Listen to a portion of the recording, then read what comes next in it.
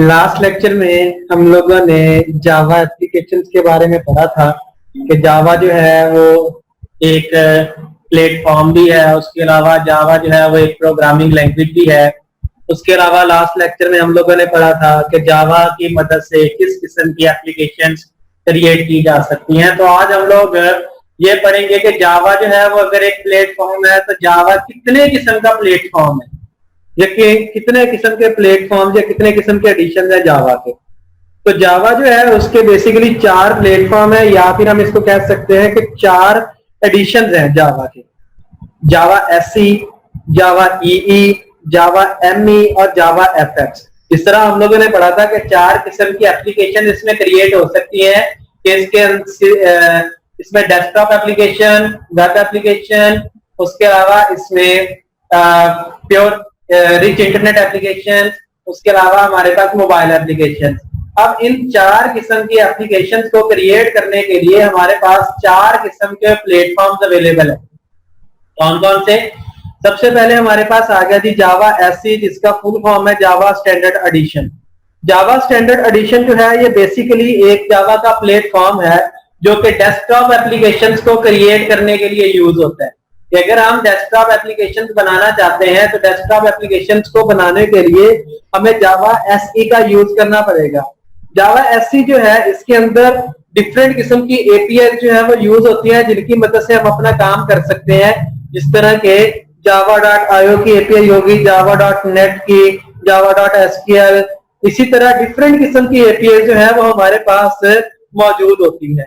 जावा SC के अंदर हमारे कोर टॉपिक्स जिस तरह के ऊप हो गई, स्ट्रिंग, रिजेक्ट्स वगैरह, एक्सेप्शंस, मल्टी थ्रेडिंग वगैरह, ये सारा कुछ जो है ये हमारे पास से जावा एससी का एक हिस्सा होता है। अगर हम ये कहें कि जावा एससी जो है वो कोर जावा के लिए यूज की जाती है तो ये गलत नहीं होगा कि कोर एप्लीकेशन बनाने के लिए जो भी प्लेटफॉर्म का यूज किया जाता है वो हमारे पास जावा एससी ही होता है। नेक्स्ट हमारे पास आता है जी Java EE. Java EE stands for Java enterprise edition. Enterprise platform है जिसके अंदर हम वेब एप्लीकेशंस या फिर इंटरप्राइज एप्लीकेशंस को क्रिएट करते हैं। वेब एप्लीकेशंस कौन सी होती हैं? ऐसी एप्लीकेशंस जिनको चलाने के लिए हमें इंटरनेट की जरूरत पड़ती है और जो किसी भी सर्वर के ऊपर जाके रेंडर होती हैं, तो वो हमारे पास वेब एप्लीकेशंस होती हैं। तो वेब एप्लीकेशंस को बनाने के लिए हमारा जो प्लेटफॉर्म यूज होता है वो है जावा ईई। अब जावा ईई जो है इसके अंदर हम लोग सर्वलेट वगैरह का यूज करते हैं, उसके अलावा एंटरप्राइज जावा बीन्स का यूज करते हैं। तो बेसिकली ये जो हमारे पास एडवांस ऊप है, आपके एडवांस जावा जो आपका सिलेबस है, इसके अंदर हमारे यही जावा एससी और जावा ईई यही 2 प्लेटफॉर्म जो है वो यूज होंगे। जावा एससी प्लेटफॉर्म हम बेसिकली सेकंड सेमेस्टर में पढ़ चुके हैं जब हम लोगों ने कोर जावा पढ़ी, तो अब मोस्टली जो काम होगा वो हमारे पास जावा ईई के अंदर ही होगा। नेक्स्ट हमारे पास आती है जी Java ME. Java ME stands for micro edition, जो कि मोबाइल एप्लीकेशंस को बनाने के लिए इस्तेमाल होता है।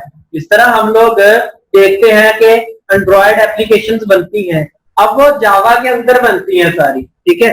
तो ये जो जावा एमई जो है ये क्या होती है? मोबाइल एप्लीकेशंस को बनाने के लिए जावा एमई का जो प्लेटफॉर्म है ये यूज किया जाता है। नेक्स्ट हमारे पास जावा एफएक्स। जावा एफएक्स क्या है? ये रिच इंटरनेट एप्लीकेशन बनाने के लिए यूज होता है और ये डिफरेंट किस्म की एपीआईज का इस्तेमाल करते हुए काम करता है। जब पहले जावा एफएक्स नहीं था तो तब जो हमारे पास यूजर इंटरफेस क्रिएट करने वाला काम होता था वो काफी मुश्किल था, काफी ज्यादा क्लासेस का इस्तेमाल करना पड़ता था। लेकिन ये जो जावा एफएक्स है इसने आके ये सारी जो परेशानियां थी वो खत्म कर दी, मल्टीपल क्लासेस को एक सिंगल पैकेज के अंदर इंक्लूड कर दिया और यूजर इंटरफेस बनाने को आसान कर दिया। तो ये जो जावा एफएक्स है ये यूजर इंटरफेस बनाने के लिए इजीली इस्तेमाल होता है और उसके अलावा रिच इंटरनेट एप्लीकेशन जो हैं उनको बनाने के लिए इस्तेमाल होता है। नेक्स्ट हमारे पास आता है कि जावा के फीचर्स कौन कौन से हैं, कि अगर हम जावा को यूज कर रहे हैं तो किस बेस पे यूज कर रहे हैं। तो एक तो इसका फीचर ये है कि जावा जो है वो सिंपल लैंग्वेज है। इसको इस्तेमाल करना आसान है। जिस तरह आप लोग पहले C++ पढ़ चुके हैं, तो जावा जो है, जावा के जो बेसिक स्ट्रक्चर है, ये जावा का जो बेसिक कोडिंग का सिस्टम है, तो उसी C++ के ऊपर ही बेस करता है। जिस तरह C++ में हम लोग सिंपल वेरिएबल्स का यूज करते थे, ऑपरेटर का यूज करते थे, लूप्स वगैरह का यूज करते थे, सेम वही चीजें हमारे पास, वही वेरिएबल, उसी तरह से इस्तेमाल होने वाले ऑपरेटर और उसी तरह से इस्तेमाल होती हैं हमारी लूप्स भी जावा के अंदर। तो इसलिए जावा को इस्तेमाल करना बहुत आसान है, इजी है, और ये जावा जो है वो एक सिंपल लैंग्वेज है। मजीद ये कि जावा जो है वो ऑब्जेक्ट ओरिएंटेड प्रोग्रामिंग लैंग्वेज है, कि जावा ऊप्स के कॉन्सेप्ट को इस्तेमाल करती है, ऊप्स के कॉन्सेप्ट को यूज करती है, ऑब्जेक्ट ओरिएंटेड प्रोग्रामिंग का इस्तेमाल करती है। कि जावा जो है वो क्लासेस और ऑब्जेक्ट्स का इस्तेमाल करती है। क्लासेस हमारे पास, हम लोग पहले भी काफी दफा इसके ऊपर बात कर चुके हैं, क्लासेस के ऊपर के क्लास क्या आती है।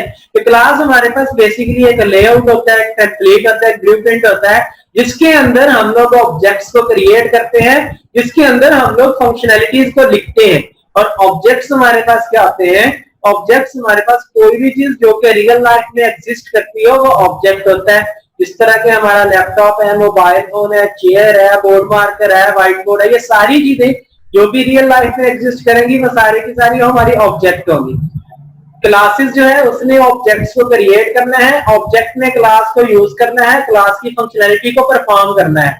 उसके अलावा डिफरेंट किस्म के ऑब्जेक्ट ओरिएंटेड प्रिंसिपल, जिस तरह के इनहेरिटेंस हो गया, पॉलीमॉर्फिज्म हो गया, एनकैप्सुलेशन, एब्स्ट्रैक्शन एंड इंटरफेसिंग, ये सारा कुछ जो है वो जावा के अंदर इस्तेमाल किया जाता है। तो जावा जो है वो ऑब्जेक्ट ओरिएंटेड प्रोग्रामिंग लैंग्वेज है। थर्ड हमारे पास इसका फीचर है पोर्टेबल का, कि जावा एक पोर्टेबल लैंग्वेज है। पोर्टेबल का मतलब ये होता है कि जावा के अंदर लिखा गया कोड एक मशीन के ऊपर अगर आपने इसको लिखा है तो किसी भी दूसरी मशीन के ऊपर जाके इसको एग्जीक्यूट कर सकते हैं, किसी भी दूसरी मशीन के ऊपर जाके इसको चला सकते हैं। पोर्टेबल का मतलब ये होता है कि एक मशीन का कोड किसी भी दूसरी मशीन पे इजीली शिफ्ट हो जाता है। जावा जो है वो पोर्टेबल इसलिए है क्योंकि जावा के अंदर जावा का अपना वर्चुअल मशीन, जावा के अपने डेवलपमेंट किट और जावा का अपना रन टाइम एनवायरनमेंट होता है। जावा जो है वो किसी भी एक हार्डवेयर के ऊपर नहीं चलेगा, जावा का कोड जो है वो अपने वर्चुअल मशीन के अंदर चलेगा जाके। तो जब हम एक दफा जावा का कोड राइट कर देते हैं तो जावा का जो कोड होता है वो चाहे हम जिस मशीन के ऊपर मर्जी जाके चला लें, जिस मशीन के ऊपर मर्जी इसको एग्जीक्यूट कर लें, तो वो मशीन डिपेंडेंट नहीं होता, मशीन इंडिपेंडेंट होता है। क्योंकि जावा जो है उस मशीन के हार्डवेयर के ऊपर तो चलना ही नहीं है, इसने अपने वर्चुअल मशीन के अंदर जाके चलना है। तो इसलिए जो है वो हमारे पास जावा का जो कोड होता है वो पोर्टेबल होता है कि इसको हम किसी भी जगह पे जाके चला सकते हैं। प्लेटफॉर्म इंडिपेंडेंट, जावा जो है वो प्लेटफॉर्म इंडिपेंडेंट है। प्लेटफॉर्म इंडिपेंडेंट का मतलब ये होता है कि जावा का जो लिखा गया कोड वो किसी भी प्लेटफॉर्म के ऊपर डिपेंड नहीं करता, बल्कि एक प्लेटफॉर्म के ऊपर लिखा गया कोड हम किसी भी दूसरे प्लेटफॉर्म के ऊपर जाके चला सकते हैं। अगर हमने जावा का एक कोड जो है वो स्टैंडर्ड एडिशन के ऊपर लिख दिया तो हम उसी कोड को किसी भी दूसरे एडिशन के ऊपर, चाहे हम उसको एफएक्स में चला लें, एमई के ऊपर चला लें, ठीक है ना, तो किसी भी दूसरे प्लेटफॉर्म के ऊपर जाके हम इसको चला सकते हैं। तो इसलिए जावा का जो कोड है वो प्लेटफॉर्म डिपेंडेंट नहीं है। प्लेटफॉर्म इंडिपेंडेंट होने की वजह से जावा जो है ये मोस्ट पॉपुलर लैंग्वेज है। नेक्स्ट हमारे पास आता है जी सिक्योर्ड। इसका जो फिफ्थ फीचर है, पांचवा फीचर वो ये है कि सिक्योर्ड है। जावा जो है वो सिक्योर्ड इस तरह से है, जावा सिक्योर्ड इस तरह से है कि जावा पॉइंटर्स का इस्तेमाल नहीं करती। पॉइंटर्स का अगर हम इस्तेमाल करेंगे तो इसका मतलब है कि हम डायरेक्ट जो है वो मेमोरी लोकेशन के ऊपर काम करते हैं। तो डायरेक्ट मेमोरी लोकेशन के ऊपर काम नहीं होता जावा में, जावा पॉइंटर्स का इस्तेमाल नहीं करती, इसलिए जावा जो है वो सिक्योर्ड है। आप लोग देख लें कि हमारा जो बैंकिंग सिस्टम है वो जावा की सिक्योरिटी की वजह से ही जावा के ऊपर बना हुआ है, जावा पे काम कर रहा है हमारा बैंकिंग सिस्टम। तो जावा जो है इसके सिक्योर होने की रीजन यही है कि जावा जो है वो पॉइंटर्स का यूज नहीं करती। इसमें एक तो जो है वो एक्सप्लिसिट पॉइंटर नहीं है, दूसरा हमारे पास इसकी वजह ये है कि जावा के जो प्रोग्राम होते हैं वो इनसाइड वर्चुअल मशीन के अंदर जाके चलते हैं। अब एक वर्चुअल मशीन की अगर हम बात करें, वर्चुअल का मतलब है जिसका हकीकत में कोई वजूद नहीं है। तो जब एक ऐसी मशीन हमारे पास सामने आ रही है जिसका हकीकत में वजूद ही नहीं है, इसका मतलब है हम उस मशीन को एक्सेस नहीं कर सकते। तो जब उस मशीन को एक्सेस नहीं कर सकते तो इसका मतलब ये हुआ कि उसके अंदर लिखे गए कोड को भी एक्सेस नहीं किया जा सकता। इसलिए जावा जो है, जावा सिक्योर है कि जावा का जो कोड है उसको कोई बंदा जो है वो एक्सेस नहीं कर सकेगा। अब इसके कुछ रीजंस हैं कि क्लास लोडर क्या करता है कि जावा का जो क्लासेस है, ठीक है, पैकेज होता है, ये क्या करता है, package for the classes of the local file system from those that are imported from network sources, कि ऐसी क्लासेस जो कि नेटवर्क सोर्स से इंपोर्ट की जाती हैं, उन क्लासेस से जो हमारी लोकल क्लासेस होती हैं उनको अलग कर देता है। तो जब दोनों अलग हो गई तो एक चीज जो नेटवर्क के ऊपर मौजूद है उसको एक्सेस करना आसान है, जो नेटवर्क के ऊपर मौजूद ही नहीं है उसको एक्सेस ही नहीं किया जा सकता। इसलिए जावा जो है वो क्या है, सिक्योर है। उसके अलावा बाइट कोड वेरीफायर, कि जब भी हमारे पास कोई भी जावा का कोड जो है उसको लिखा जाता है और उसके बाद एग्जीक्यूशन के फेज में लेके जाया जाता है तो जावा का कोड कन्वर्ट होता है बाइट कोड में जाके। अब वो जो बाइट कोड होता है ना, वो एक इंटरमीडिएट कोड होता है जिसका किसी को नहीं पता। तो इसमें जब भी जेवीएम ने चलाना होता है, जेवीएम ने चलाना है बाइट कोड को, तो जेवीएम के पास जब भी कोई भी कोड पहुंचता है, कोई भी बाइट कोड पहुंचता है, तो सबसे पहले इसको वेरीफाई किया जाता है।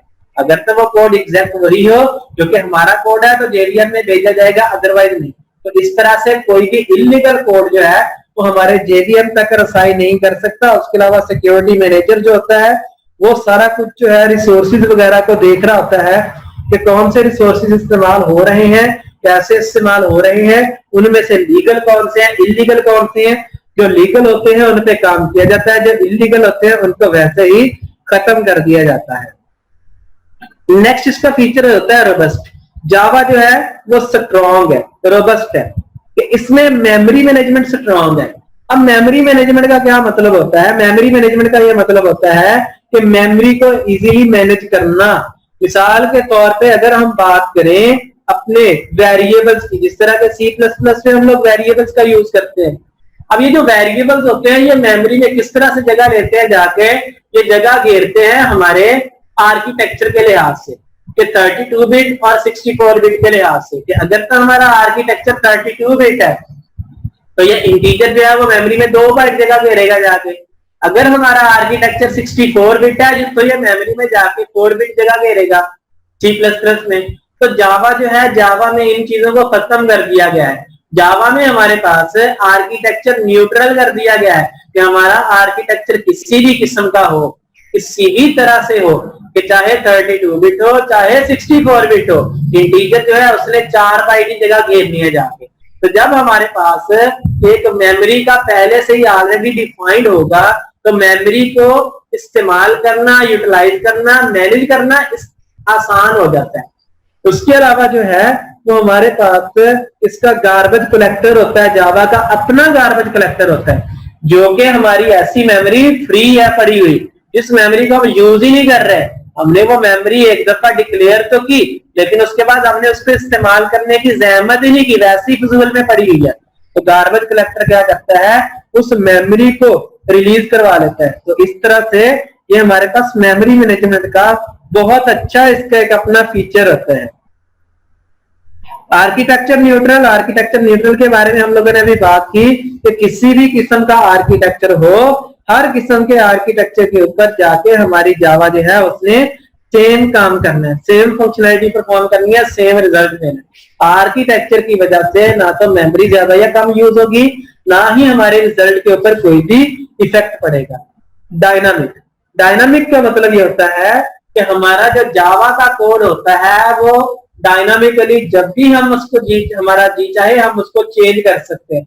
स्टैटिक नहीं होता कि एक दफा जो चीज बन गई वही नहीं रहनी, बल्कि रन टाइम के लिहाज से जो हमारी रिक्वायरमेंट होती है उसके लिहाज से हम अपने कोड को चेंज कर सकते हैं।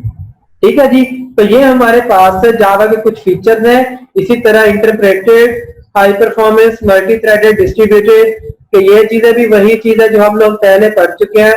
थोड़ा सा मैं इसके बारे में बता देता हूँ कि इसको इंटरप्रेटेड में यह है कि इसको इंटरप्रेट करना आसान है, कि जावा का अपना JVM, JDK, GRE होता है तो इजीली इंटरप्रेट हो जाता है इसको। हाई परफॉर्मेंस के जावा का जो लिखा गया कोड होता है उसकी परफॉर्मेंस जो है वो हाई होती है, रिलायबिलिटी होती है, कि इसकी परफॉर्मेंस पे इफेक्ट नहीं पड़ता। हम जितनी दफा मर्जी अपने जावा का कोड चला लें, एग्जैक्ट उतनी ही देर में रिजल्ट मिलेगा जितनी देर में हमें पहली दफा रिजल्ट मिला था। इसलिए इसकी परफॉर्मेंस जो है वो हाई होती है। मल्टी थ्रेडेड में ये होता है कि हम लोग जावा के अंदर थ्रेड्स क्रिएट कर सकते हैं और मल्टी थ्रेडिंग का काम कर सकते हैं, कि अगर हम अपना कोई भी एक प्रोसेस क्रिएट करना चाहें तो हम उस प्रोसेस को छोटे छोटे मल्टीपल थ्रेड्स के अंदर डिवाइड करके मल्टी थ्रेडिंग का काम उससे ले सकते हैं। डिस्ट्रीब्यूटेड, डिस्ट्रीब्यूटेड का मतलब ये होता है कि जावा का जो कोड है वो हमारा डिस्ट्रीब्यूटेड भी हो सकता है, कि एक कोड हमारा मिसाल के तौर पे पाकिस्तान में पड़ा है, दूसरा यूके में, तीसरा यूएसए में, लेकिन हम लोग नेटवर्किंग के थ्रू इन तीनों कोड को आपस में ज्वाइंट करके कंबाइन करके डिस्ट्रीब्यूटेड एप्लीकेशन बना सकते हैं। इस तरह के आजकल हम लोग क्लाउड कंप्यूटिंग के बारे में सुन रहे हैं कि हमारे पास हमारा कोड जो है वो क्लाउड के ऊपर रख दिया जाता है, वहीं से सारी की सारी प्रोसेसिंग हो रही होती है। अब वो क्लाउड है क्या चीज? बेसिकली अगर आप लोग को थोड़ी बहुत कंफ्यूजन हो क्लाउड के बारे में, तो क्लाउड का मतलब ये होता है कि ओवर द नेटवर्क एक मेमोरी जो है वो ऑक्युपाई की जाती है, वो मेमोरी हमें बेची जाती है। जिस तरह हम लोग गूगल ड्राइव का यूज करते हैं तो वहां से हमें मेमोरी मिलती है, इसी तरह क्लाउड भी हमें एक मेमोरी देता है। उसकी प्रोसेसिंग पावर अपनी होती है कि अगर हम मिसाल के तौर पे कोई भी एक ऐसा काम करना चाहते हैं जिसके लिए हमें हाई स्पीड कंप्यूटर्स की, हाई स्पीड मेमोरी की जरूरत है, तो हमारे पास उतने रिसोर्सेज नहीं है कि हम हाई स्पीड चीजें इस्तेमाल कर सकें, तो हम लोग क्या करते हैं, हम लोग क्लाउड को पे करते हैं और क्लाउड से उसकी प्रोसेसिंग पावर और उसकी मेमोरी जो है वो बारो कर लेते हैं। ठीक है, वो डिफरेंट किस्म के इसके पैकेजेस होते हैं, जो मर्जी पैकेज जो है वो ले सकते हैं।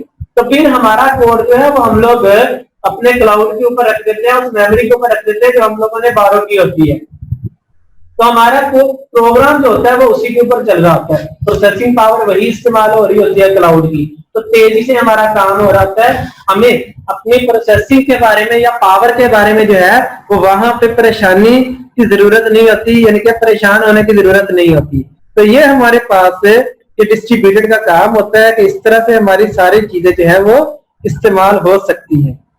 तो ये हमारा जो है वो आज का फीचर्स के बारे में लेक्चर था जी, कि फीचर इसके कौन कौन से हैं, कितने फीचर हैं और उनको कैसे जो है वो इस्तेमाल किया जा सकता है। इसमें अगर आप लोगों को कभी कोई कंफ्यूजन हो तो वो आप लोग मुझसे दोबारा पूछ सकते हैं। ठीक है जी।